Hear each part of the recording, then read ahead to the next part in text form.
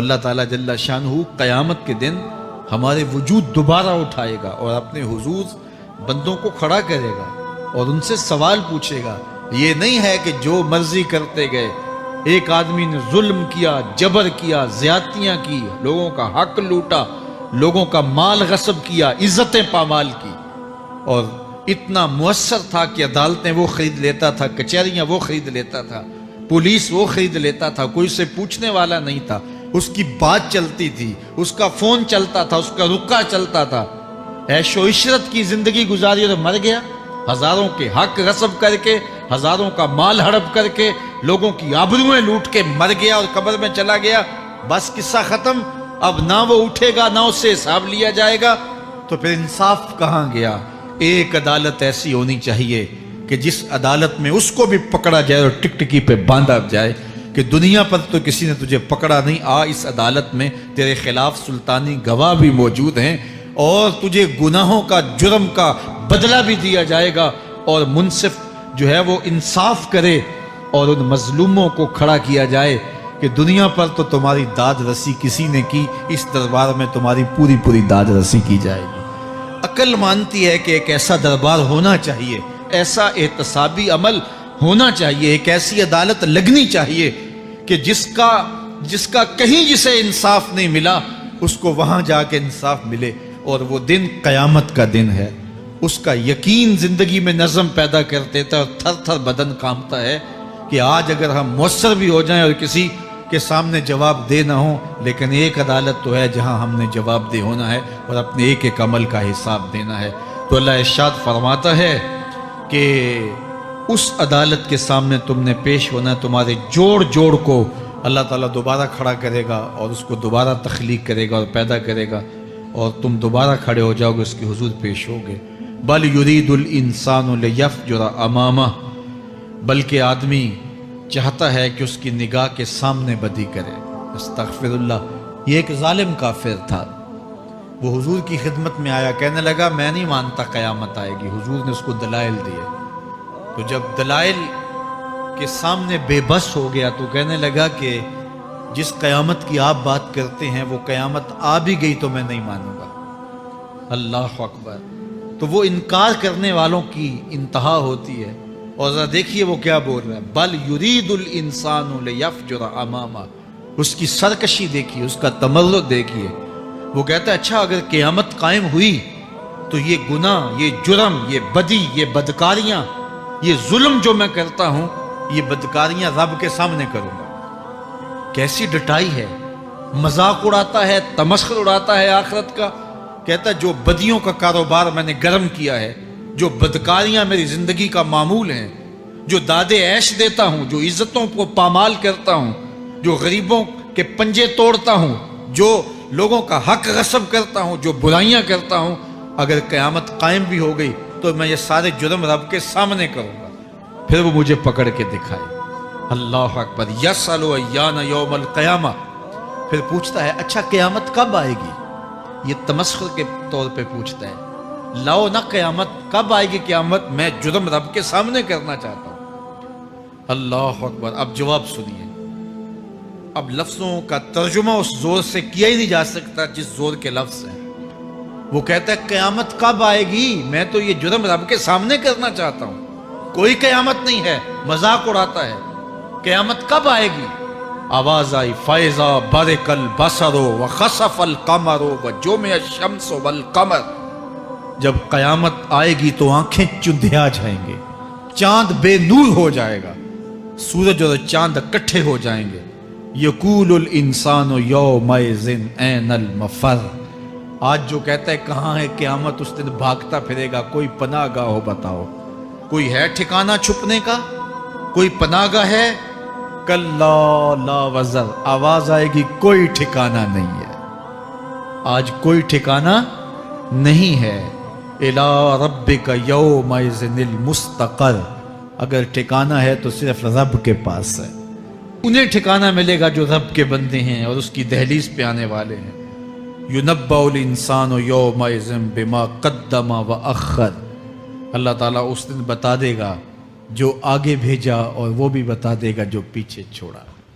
ایک ایک چیز تشت از بام ہو جائے گی. یوم تبلی السرائر فما لہ من قوت ولا ناصر. اللہ فرماتا سارے راز کھل جائیں گے.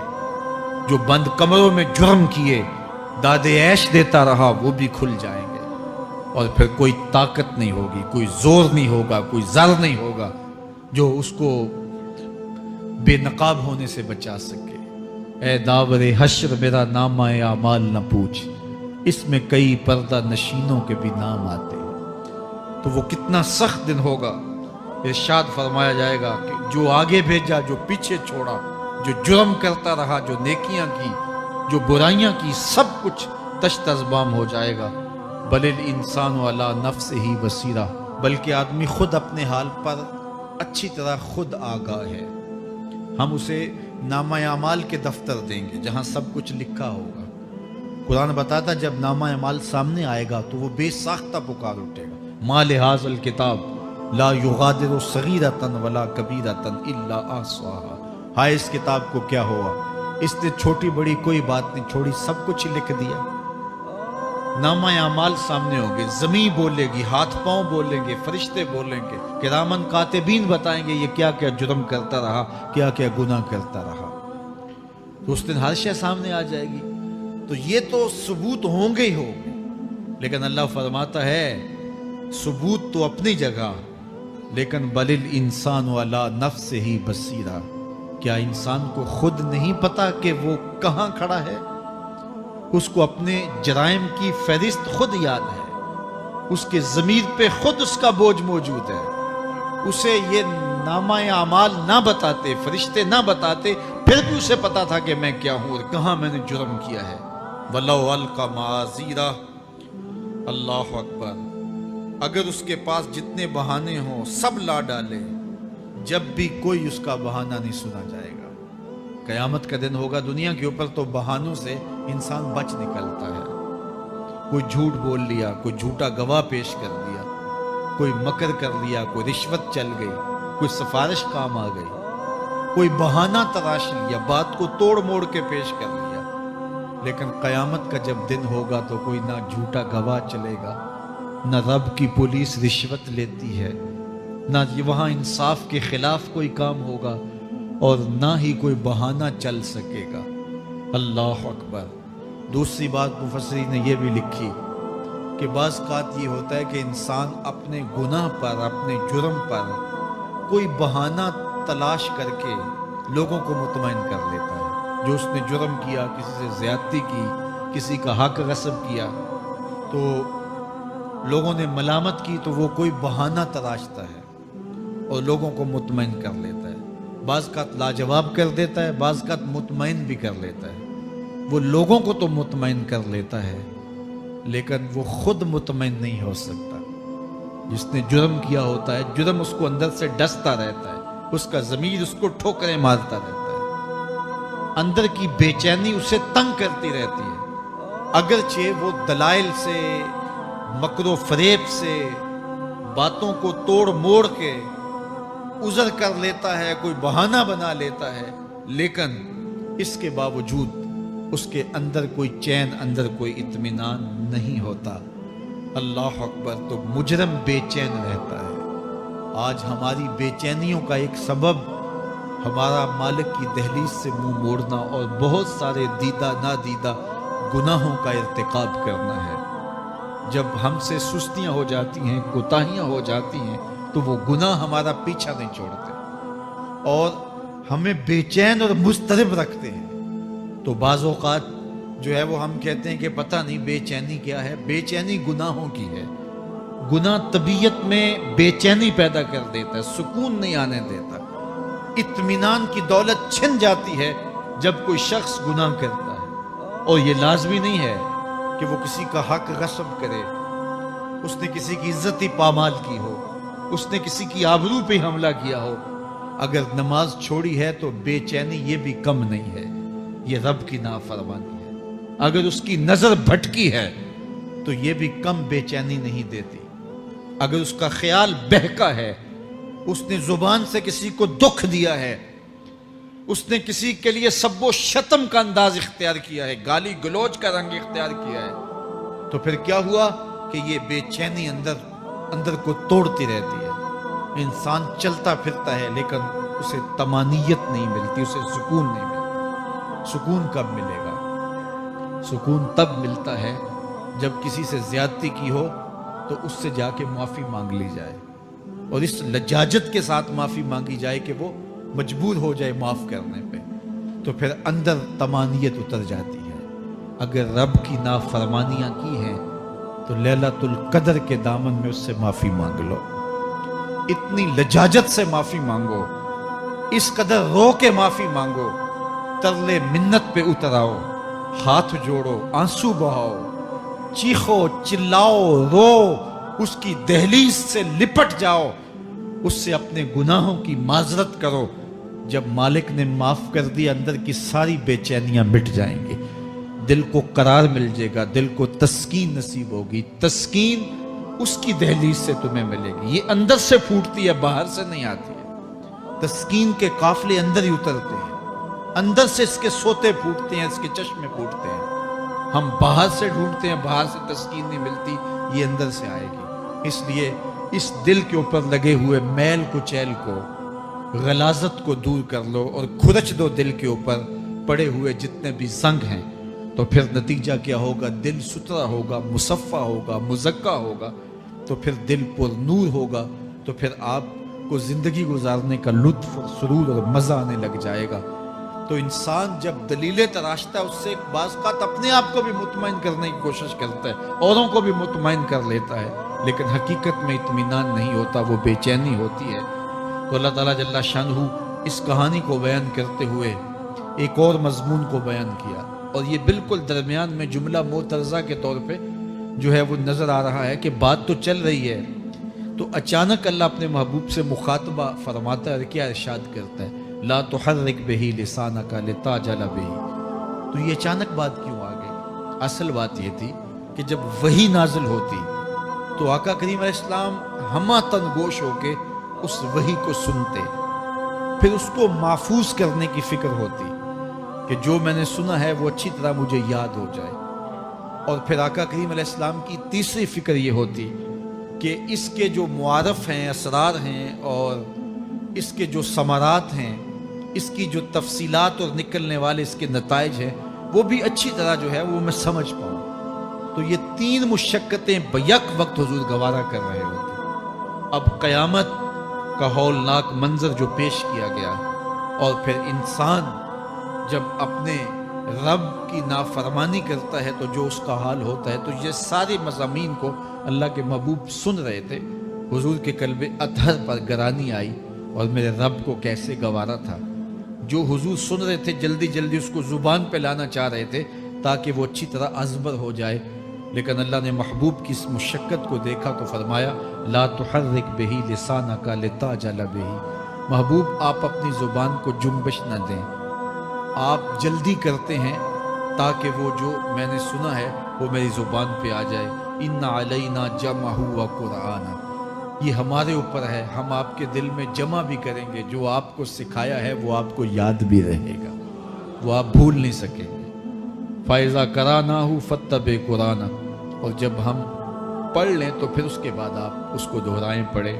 ثُمَّ إِنَّ عَلَيْنَا بَيَانًا، پھر اس کی تفصیل بھی ہمارے ذمہ ہے، اس کا بیان بھی ہمارے ذمہ ہے. اس سے وہ لوگ جو حجیت حدیث کا انکار کرتے ہیں اور پھر وہ کہتے ہیں کہ نہیں بس قرآن مجید کی آیات ہی ہیں، اس کے علاوہ اور کچھ نہیں ہے، وہ من اللہ نہیں ہے، تو یہاں غور کرنا ہے. ثم ان علینا بیانہ فرمایا گیا، پھر ہمارے اوپر ہے اس کا بیان جو آپ کو ہم القاء کریں. اور آقا کریم نے فرمایا، سنن نسائی کی روایت ہے، انما اوتیت القرآن ومثلہ معہ، مجھے قرآن دیا گیا اور قرآن جتنے اور علوم بھی میرے سینے میں رکھے گئے. تو صرف قرآن ہی نہیں اتارا گیا حضور کے سینے میں، حضور کے سینے میں بہت کچھ نازل کیا. حضور کا سینہ گنجینہ ہے اسرار و معانی کا، اور اللہ تعالیٰ جل شانہ نے اپنے محبوب کو بہت کچھ عطا کیا. یہ بیان کرنے کے بعد فرمایا کلا بل تحبون العاجلہ وتذرون الآخرہ. اللہ اکبر. کوئی نہیں بلکہ یہ جو تم لوگ ہو اے کافرو، تم اس چیز کو پسند کرتے ہو جو بالکل نقد ہے، جو جلد ملنے والی ہے۔ دنیا کا سودا نقد ہے، دنیا کے نفع نقد ہیں، دنیا کی لذات نقد ہیں۔ شیطان کہتا ہے اب چوری کرو اب مال آئے گا، اب زنا کرو اب لذت ملے گی، اب ڈاکہ کرو اب امیر ہو جاؤ۔ تو دنیا کے سودے نقد ہیں اور آخرت کے وعدے ادھار ہیں۔ وہ ارشاد فرمایا بل تحبون العاجلہ، تم دنیا کی جو عاجل چیزیں ہیں، جو بالکل نقد سودے ہیں، تم ان کے پیچھے پڑتے ہو، وتذرون الآخرہ، اور آخرت کو چھوڑتے ہو۔ دوسرے مقام پہ ارشاد فرمایا سورہ الاعلیٰ میں بل تؤثرون الحیات الدنیا والآخرۃ خیر وابقی، تم دنیا کی جیتی زندگی کو ترجیح دیتے ہو، حالانکہ آخرت بہتر بھی ہے اور دائمی بھی۔ میں آپ کی توجہ چاہوں گا، آخرت بہتر بھی ہے اور دائمی بھی، لیکن تمہاری ترجیح یہ دنیا ہے جس کی آخرت کے مقابلے میں کوئی حیثیت ہی نہیں ہے۔ حضور نے ارشاد فرمایا اگر کسی کو جنت میں ایک کوڑا رکھنے کی جگہ مل جائے، ایک ڈنڈا رکھنے کی جگہ مل جائے، دنیا و ما فیہا کی دولتوں سے وہ زیادہ قیمتی ہے۔ 7 براعظموں پہ پھیلی ہوئی کائنات، سمندروں کی تہوں میں قیمتی موتی، پہاڑوں کے دامن میں قیمتی معدنیات، مالیاتی اداروں کے پاس سرمائے، لوگوں کے پاس دولت کے انبار، یہ سارے اکٹھے کر لیے جائیں اور ان کی قیمت لگائی جائے، اور جنت میں ایک ڈنڈا رکھنے کی جگہ، ایک عصا رکھنے کی جگہ، ایک کوڑا رکھنے کی جگہ، وہ جگہ پھر بھی زیادہ قیمتی ہے۔ پراپرٹی ویلیو ہوتی ہے نا، وہ کہتے ہیں کہ دور دراز دیہات سے 10 ایکڑ فروخت کریں تو یہاں ہمارے بائی پاس پہ اگر لیں تو 1 کنال جگہ آئے گی، 10 ایکڑ فروخت کر کے یہاں 1 کنال ملے گی۔ اور اگر آپ مزید اس کو فروخت کر کے مزید جو ہے وہ کسی مہنگے علاقے میں چلے جائیں تو ہو سکتا ہے 2 مرلے اس 10 ایکڑ کے مقابلے میں آئیں۔ تو اس طرح مختلف جگہوں کی پراپرٹی ویلیو ہوتی ہے۔ اللہ کے محبوب جنت کی پراپرٹی ویلیو بتا رہے ہیں۔ 7 براعظموں پہ پھیلی ہوئی کائنات کو ایک پلڑے میں رکھیں، پوری دنیا کے اندر جو سرمائے ہیں، جو ماضی میں سرمائے لوگوں نے خرچ کر لیے، جو حال میں موجود ہیں، جو آنے والے ادوار میں لوگوں کے پاس آئیں گے، قارون کا خزانہ اور سرمائے سارے اکٹھے کر کے ایک پلڑے میں رکھ دیں، جنت میں ایک عصا رکھنے کی جگہ پھر بھی زیادہ قیمتی ہے۔ تو پھر دنیا کی آخرت کے مقابلے میں قیمت کیا ہوئی؟ دنیا کی جنت کے مقابلے میں ویلیو کیا ہوئی؟ اور جنت میں سب سے کم جگہ کس کو ملے گی؟ جو سب سے آخر میں جائے گا۔ ظاہر ہے سب سے کم جگہ اسی کے پاس ہوگی جو سب سے آخر میں جہنم کے دھکے کھا کھا کے، رگڑے سہ سہ کے پھر آخر میں جنت میں جائے گا۔ سب سے تھوڑی جگہ اس کے پاس ہوگی۔ حدیث پاک میں آتا ہے، بخاری میں آتا ہے، حضور نے ارشاد فرمایا کہ جب جہنم سے آخری جہنمی نکالا جائے گا تو اللہ تعالیٰ اسے پوچھے گا بتا تیری کوئی آرزو؟ تو وہ کہے گا مالک یہ آرزو ہے، یہ آرزو ہے، مختلف آرزویں بتائے گا۔ اللہ فرمائے گا لکا ما تمنیت، جو تو نے آرزو کی جا جا تجھے میں نے عطا کر دی، اب جنت میں چلا جا۔ تو اس کی تو توقع یہ ہوگی کہ سایہ دیوار جنت میں جگہ مل جائے تو غنیمت ہے، اور اگر جنت کے اندر جاؤں تو کوئی جھونپڑا مل جائے 2 مرلے کا تو وہ بھی کافی ہے۔ لیکن اللہ اسے کتنی جگہ دے گا؟ اللہ فرمائے گا جا جنت میں، تیرے لیے جنت میں دنیا سے 10 گنا جگہ ہے۔ 7 بر اعظموں کو 10 سے ضرب دے تو کہا کہ دنیا سے 10 گنا جگہ تیرے لیے۔ اس کو یقین ہی نہیں آئے گا، وہ کہے گا تسخر وانت الملک، میرے رب تو بادشاہ ہو کے مجھ سے مذاق کر رہا ہے؟ اللہ فرمائے گا نہیں، تیرے لیے 10 گنا جگہ ہے، اور اس کے لیے 10 گنا جگہ ہوگی جو سب سے آخر میں جنت میں جائے گا۔ میں آپ کی توجہ چاہوں گا، جو آخری جنتی ہے اس کے پاس کتنی جگہ ہوگی، کتنی پراپرٹی ہوگی؟ آج تو 2 10 20 50 مربع کسی کے پاس ہوں تو وہ اتراتا ہوا چلتا ہے کہ میں اتنا بڑا ذمہ دار ہوں۔ جنت میں آخری جنتی کی جگہ کتنی ہوگی؟ دنیا سے 10 گنا جگہ۔ تو داتا گنج بخش علی حجویری کی جاگیروں کا عالم کیا ہوگا؟ بابا فرید الدین گنج شکر کی جاگیروں کا عالم کیا ہوگا، پھر اصحاب رسول کی جاگیروں کا عالم کیا ہوگا۔ قیمتی کتنی جگہ کہ ایک ڈنڈا رکھنے کی جگہ مل جائے دنیا و ما فیہا سے وہ قیمتی، اور وہ قیمتی جگہ دنیا سے 10 گنا جگہ اس کو دی جائے گی جو سب سے آخر میں جائے گا۔ تو مجھے بتائیے اس سے بڑا بے وقوف کوئی ہے جو آخرت کو برباد کر کے دنیا کا سودا کرتا ہے؟ بل تؤثرون الحیات الدنیا والآخرۃ خیر وابقی، کہا آخرت بہتر بھی ہے اور دائمی بھی ہے، نہ ختم ہونے والی زندگی ہے۔ تو یہاں بھی ارشاد فرمایا کلا بل تحبون العاجلہ وتذرون الآخرہ، تم نقد کے پیچھے دوڑتے ہو، آخرت جو ادھار ہے اس کی پرواہ نہیں کرتے ہو۔ یہ نقد تمہیں مل بھی جائے، پہلی تو بات ہے ملتی نہیں ہے، دنیا تمہارے آگے بھاگتی ہے۔